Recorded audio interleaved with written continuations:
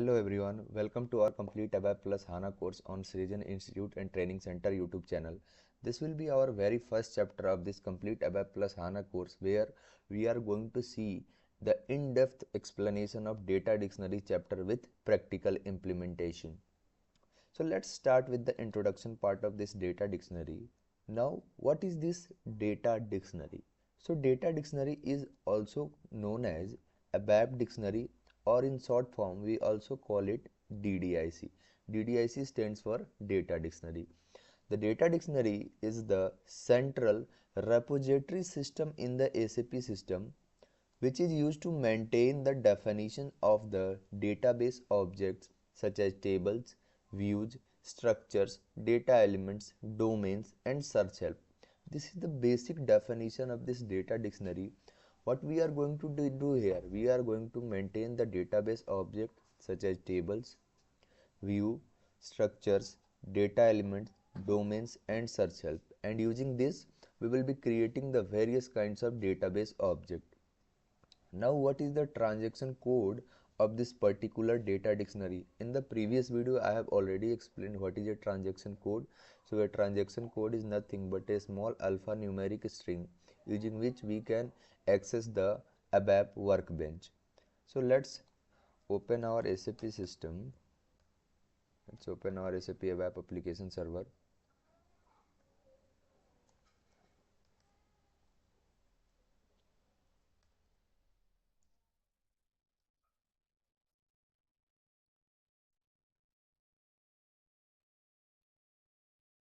Now the transaction code of data dictionary here is SE11. So once you will click on SE11 transaction code in this command bar, you will go to this ABAP workbench, which is ABAP dictionary, and using which you can see here we can create database table, view, data types for our ABAP programs, type groups, domain, search help, and lock object. So these are the various kind of database object that we can create and maintain from our ABAP dictionary. And the transaction code of ABAP dictionary is SE11. Now what is the first object of our ABAP dictionary? The very first object of our ABAP dictionary is a database table. What is a table? So a table is a collection of rows and columns, and it is actual place where the actual data is stored in SAP.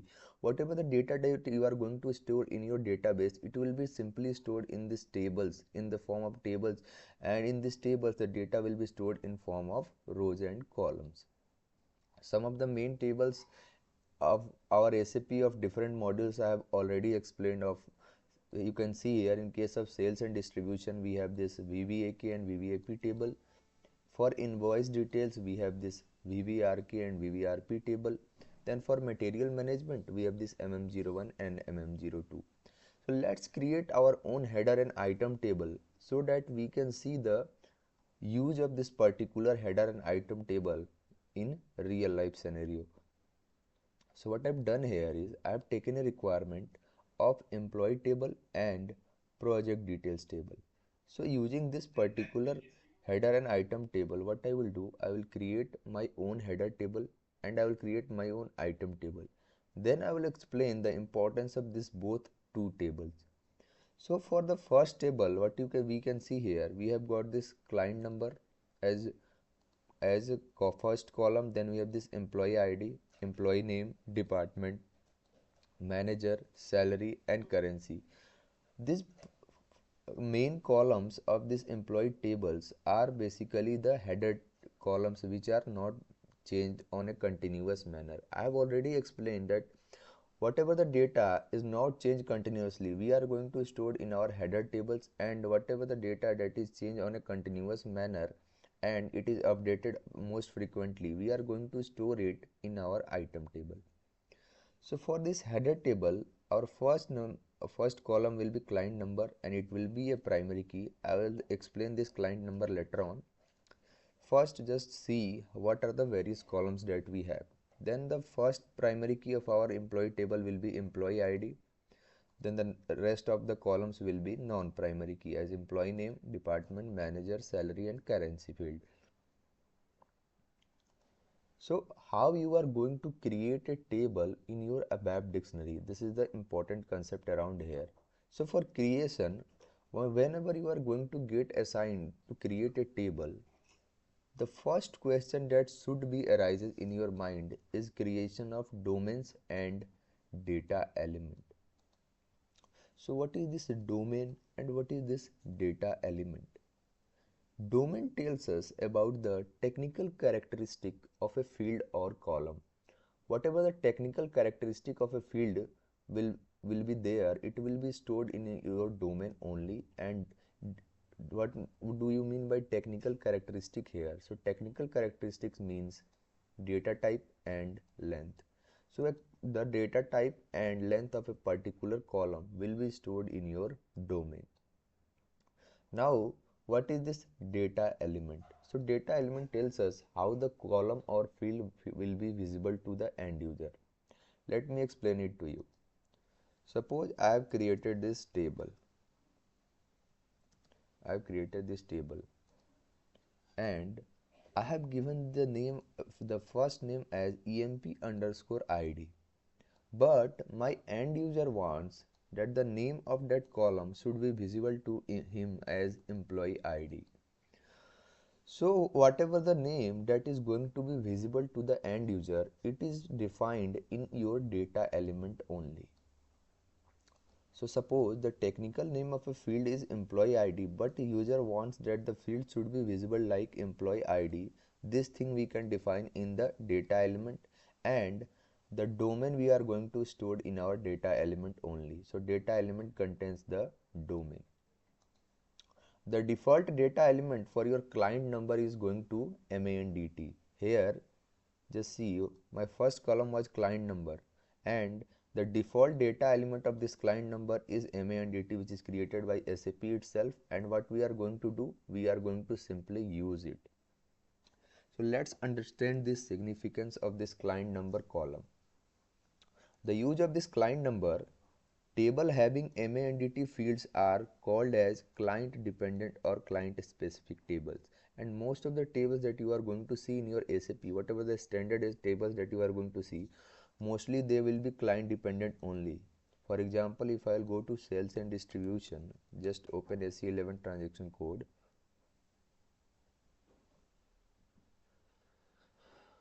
Suppose I am opening this header table VBAK, which is the header table of sales order. And you can see the first field is MAKT and its data element is MAKT only. So most of the tables we are going to see as client dependent tables only. That's why what I have done here, I have taken my first field as client number, so that my table will be client dependent, and tables does not have MAKT field are called as client independent tables. This is the basic introduction of this particular concept, that if a table contains its first field as MAKT, it simply means that the table is client dependent table. And if the table does not contains this MAKT field into it, this simply means that table is client independent tables.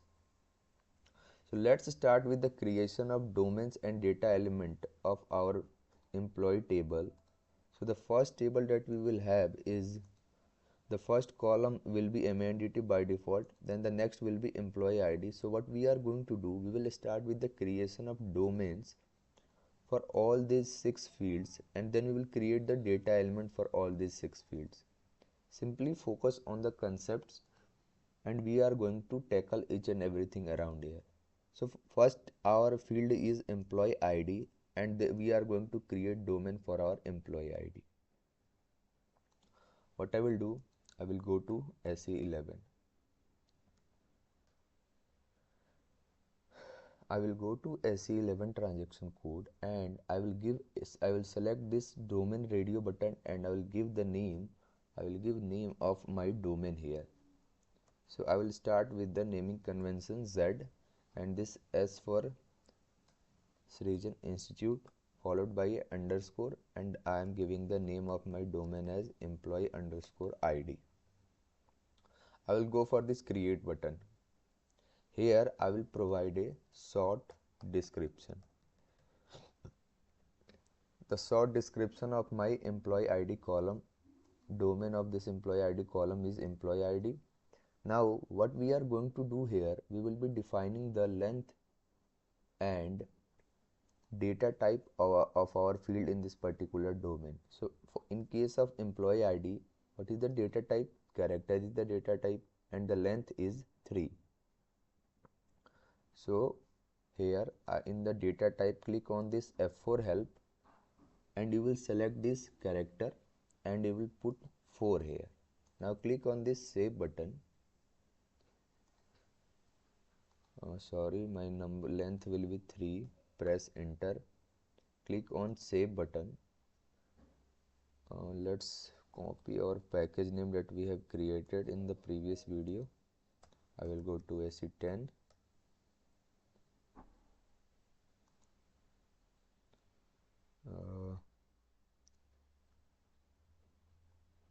Yeah, this one. This was my package. Press Ctrl Y, select the package name, Ctrl C to copy the package, and now click on save. Assign the package, not this way.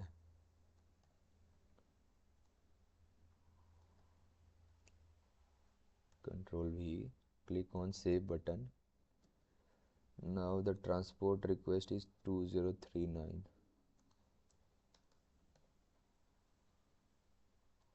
Press enter. So my domain has been created here. What I did here, I went to SE11 transaction code. I have given a name for my domain, and this will be the signature name of our this training, SI for Srijan Institute, and the Z is the naming convention given by SAP for custom development. I have given the short description here. Then I have given the data type and length. I clicked on this save button. I assigned the package name and transport request. Now the next step and the most important step when you are going to create any database object, just focus on it. Once you create in SAP, when you create any object, you always have to give the short description, then you provide the character length and the length and data type. Always click on save to assign the package and transport request. Now see the most important step here. Click on Ctrl plus F2 to check for syntax error and Ctrl plus F3 to activate the domain. If your domain is not activated, then you cannot use it, and you can see here we are getting this new status.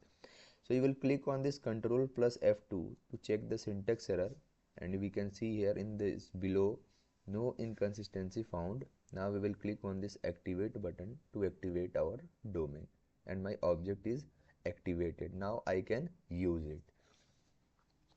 So once my object is activated, I can use this particular domain here. My domain is ready of my employee ID. So what I will do, I will simply copy this domain and I will store it on a notepad. My employee ID is ready. Let's create the domain for second column, which is employee name. The data type will be character and the length will be 40. This time I will give name as employee name, create button, short description as employee name, data type as character, and length will be 40. Press enter. Click on save, assign the package, transport request,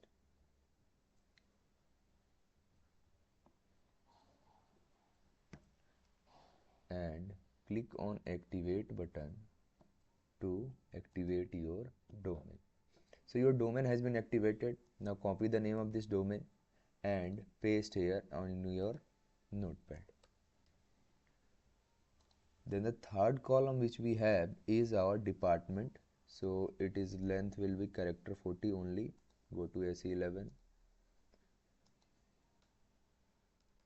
department, click on create button, give the short description as department, character 40. Press enter, click on save button, assign the package transport request and activate your domain. Now copy the name of this domain and paste it on notepad. Then the fourth column is manager. So manager data type is character and length is 30.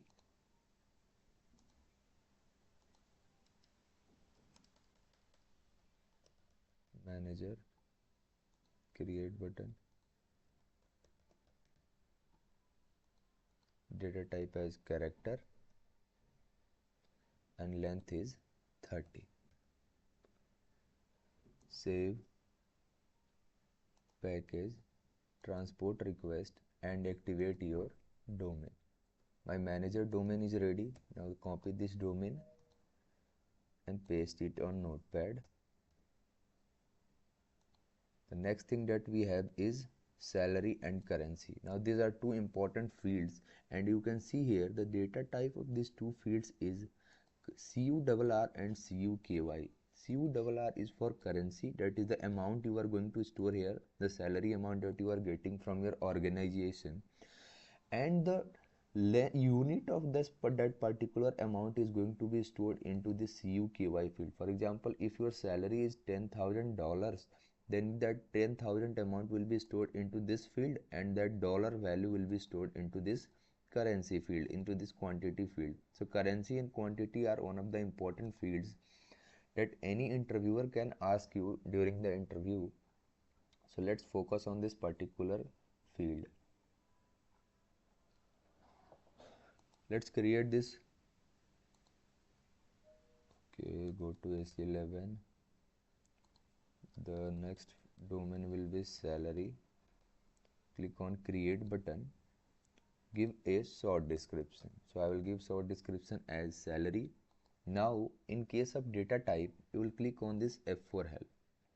And as soon as you are going to click on this F4 help, you will see here a CURR field will be currency field in binary coded decimal format. Now what is the length that I have chosen here? So the length that I have chosen here is 7,2. So it's up to 7 length followed by 2 decimal places. 2 decimal places. The combined length will be 9 now. I will click on save button. I will assign the package, transport request, and I will activate my domain of my salary here. Now copy this domain and paste here. The next thing that we will have is this currency field and its length is by default 5. We are not going to give its length. Its by default fixed length will be 5. It is given by SAP here. So I will go for SE11 transaction code and I am going to give the name of this domain here as currency, create button, short description. Click on this F4 help and you can see we have this CUKY field. Just select it and you will see the by default length is going to be 5 for it. Click on save button, package, transport request and activate your domain. Simply copy the name of your domain. So we have basically created all our 6 columns, all the domains of our 6 columns. Now the next step that we are going to do is creation of data element, and I have already explained you that what we are going to do here, we are going to store the heading for a particular column in case of our data element. So to do that, simply go to SE11 transaction code, select this data type and give the name of your data element. I will start with ZSI underscore data element. First field was our employee ID. Employee ID. I will go for this create button. I will select this data element radio button and click on OK button. Give a short description for your data element. So I will give here as employee ID.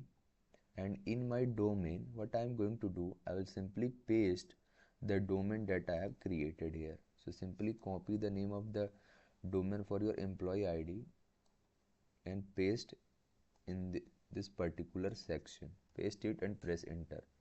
You will see the by default its data type and length will appear here. Now go to field level, and in this field level what you are going to do, whatever the name that you are going to give into this field level section, it will be displayed to the end user as the heading of your column. So I will simply paste the name of employee ID here. These are basically the 4 ways how your name can be displayed. For short it will be displayed like this, and for medium, long and heading it will be displayed like this. Click on save button, assign the package, transport request and activate your data element. Activate it.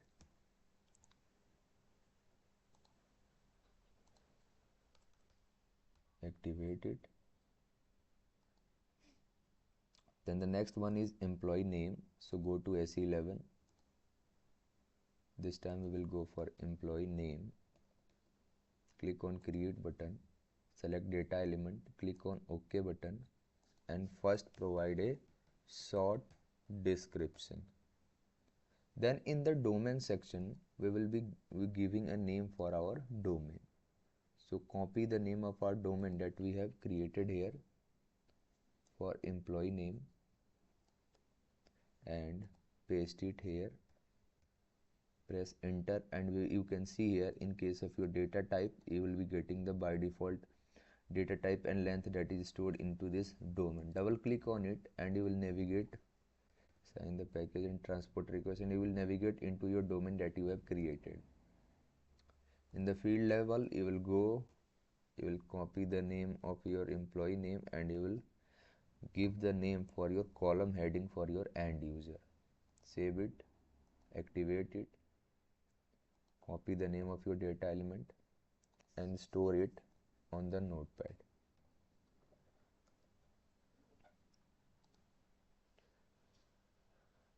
Now copy the name of this domain data element department.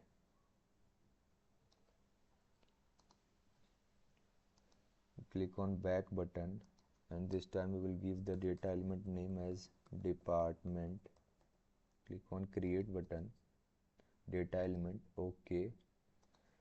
Paste the name of domain here, give a short description as department, copy it, go to field level, paste the name here so that end user can see this descriptive name.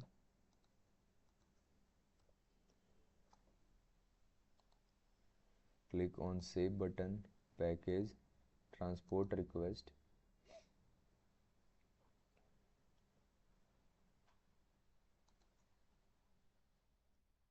Object activated, copy the name of your data element and simply paste it here.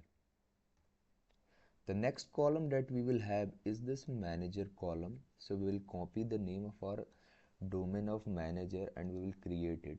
I will go to S11, give a name of your data element here for manager, click on create button, select data element radio button, click on OK, provide a short description for manager, enter the name of your domain, press enter, go to field level and give the name for your end user. Now click on the save button, assign the package and transport request and activate your data element. So your data element is now in active state. Copy the name of your data element and paste it here. The next thing is salary and currency. So simply copy the name of your domain of your salary, go to SE11 transaction code, give a name for your data element, click on create button, select data element radio button, click on OK, give a short description, paste the name of your domain in domain section, go to field level and give a name for your end user.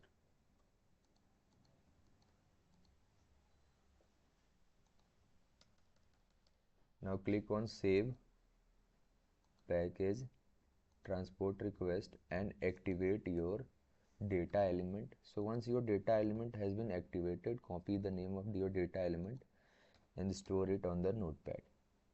The last domain is currency. Simply copy it and create a data element for it. So just give a name here, currency. It is going to store the unit of your salary. Create data element. OK. Give a short description. Now paste the name of your domain here. Go to field level and give a name for your end user. Click on save button. Assign the package, transport request, and activate your data element. So all our domain and data element creation is done. Now we can go for our table creation. This domain is going to store your technical characteristic like data type and length, and this data element is going to store the name of that particular column which is going to be shown to the end user. So I hope this definition is clear, and we have created the various data type and data element for our table. For all the fields of our table, now we can go for our creation part, and we will be able to create our employee table. So in the next video I will help you and I will show you how we are going to create our table in a detailed manner. So for this video, I hope this concept is clear. What is data dictionary, what is this domain and data element, and how we can create it from SE11 transaction code. So if you like this video, simply click on subscribe button and try to follow each and everything that we are going to explain here. So till then, thank you very much.